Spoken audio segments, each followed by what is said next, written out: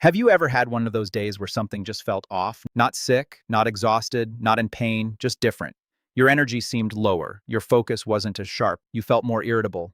Your sleep wasn't as refreshing, and yet, if someone asked you what was wrong, you probably couldn't explain it. Most people assume health works like this. First you become sick, then symptoms appear, then you do something about it. But modern physiology tells a very different story. Long before symptoms appear, your biology begins changing, your nervous system changes, your sleep changes, your stress hormones change, your recovery changes. And one of the most powerful ways to observe these invisible changes is through something called heart rate variability, or HRV. Today I want to talk about why HRV may be one of the most important health metrics you've never truly understood. Because your HRV may be talking long before you feel sick, and if we learn how to listen, we may gain extraordinary insights into stress, recovery, sleep, resilience, and long-term health. Let's begin with a surprising fact. A healthy heart does not beat like a machine. Most people imagine a heartbeat as perfectly regular. Beat, beat, beat, beat, like a metronome. But that's not what a healthy heart does. The time between individual heartbeats is constantly changing. Tiny variations, millisecond differences, moment by moment, second by second.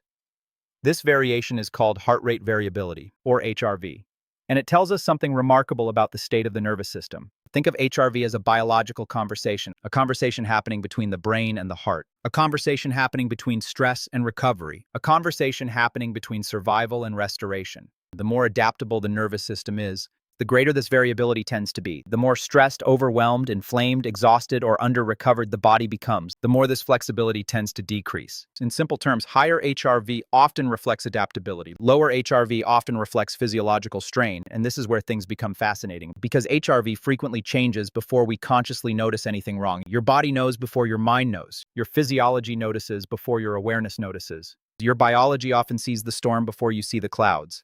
For decades in air ambulance medicine, I've witnessed something similar. Patients often tell us they felt fine, until they didn't.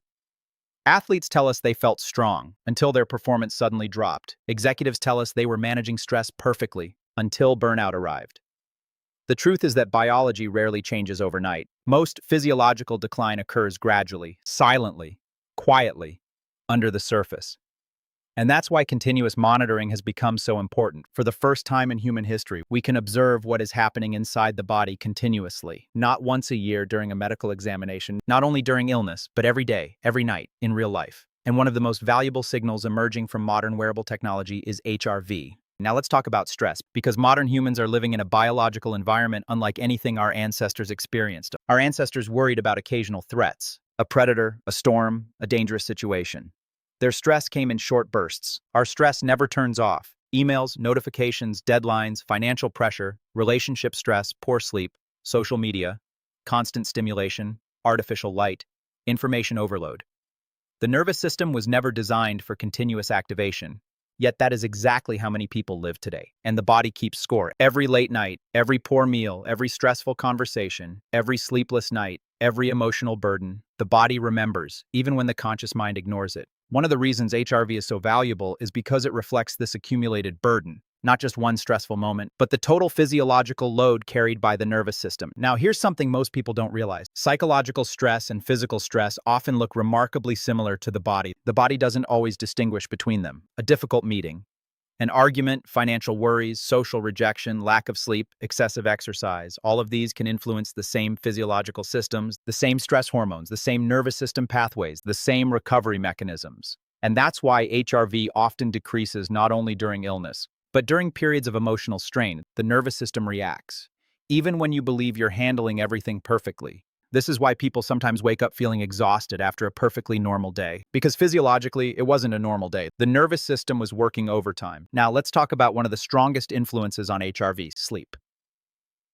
Many people think sleep is simply the absence of wakefulness, but sleep is actually one of the most active biological processes in the human body. During deep sleep, growth hormone is released, recovery accelerates, tissue repair occurs. The immune system performs maintenance. The brain begins clearing metabolic waste. Memory consolidation occurs. Emotional processing takes place.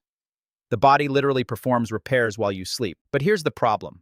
Most people focus only on sleep duration. They ask, did I get 8 hours? Did I get 7 hours? But quality often matters more than quantity. You can spend 8 hours in bed and still experience poor recovery, because recovery depends upon sleep architecture. Deep sleep, REM sleep, sleep continuity, sleep timing, and consistency. When these systems become disrupted, HRV often reflects the consequences. Poor sleep and reduced recovery frequently appear together. And in many individuals, HRV becomes an early warning signal. Now let's discuss a mistake I see people making every day, comparing HRV numbers. Someone posts online that their HRV is 90. Another person says theirs is 100. Someone else says theirs is 30.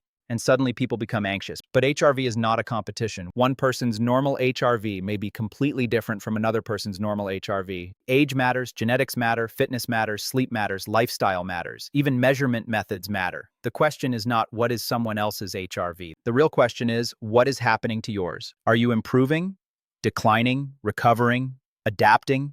Your baseline matters far more than comparison. Your trend matters far more than a single measurement. And this shift in thinking changes everything because health intelligence is not about comparison, it is about awareness. This brings me to what I believe is the future of health. For many years, wearable technology focused primarily on collecting data: steps, calories, distance, heart rate. And while those metrics have value, data alone rarely changes behavior. Information without interpretation creates confusion. The future is not more dashboards, the future is meaning, context, understanding, pattern recognition, health intelligence. The future is helping people understand why their biology is changing, helping people recognize stress before burnout, helping people recognize poor recovery before injury, helping people recognize physiological drift before symptoms appear. That is where true value exists, not in numbers, but in interpretation. At OXYZEN, this is exactly the philosophy that guides everything we do. The goal is not simply to measure, the goal is to understand, to decode, to translate, to transform invisible biological signals into meaningful insights. Because health is not simply the absence of disease, health is adaptability, recovery, resilience, flexibility, the ability to respond to life's challenges and recover effectively. And that recovery begins with awareness. The encouraging news is that HRV is not fixed. It changes, it responds, it adapts. Many of the same behaviors that improve long-term health often support healthier HRV trends: better sleep, consistent sleep schedules, regular physical activity, stress management, mindfulness, breathing exercises, good nutrition, emotional resilience, recovery practices, time outdoors, healthy relationships. These aren't merely wellness recommendations, they are signals that influence the nervous system itself. And when the nervous system improves, the entire body benefits. So the next time you wake up feeling slightly off, pause for a moment. Don't immediately reach for another cup of coffee. Don't automatically assume you're lazy. Don't assume you simply need more motivation. Ask a different question. What is my body trying to tell me? Because your biology is speaking every day. Through sleep, through stress, through recovery, through energy, through focus, through heart rate variability. And if we learn how to listen, we gain access to one of the most powerful sources of health intelligence available today. Your body is constantly communicating. The question is, are you listening? I'm Dr. Yende. Thank you for joining me for episode 1 of OXYZEN Health Intelligence. And remember, wearables don't improve health, interpretation does. I'll see you in the next episode.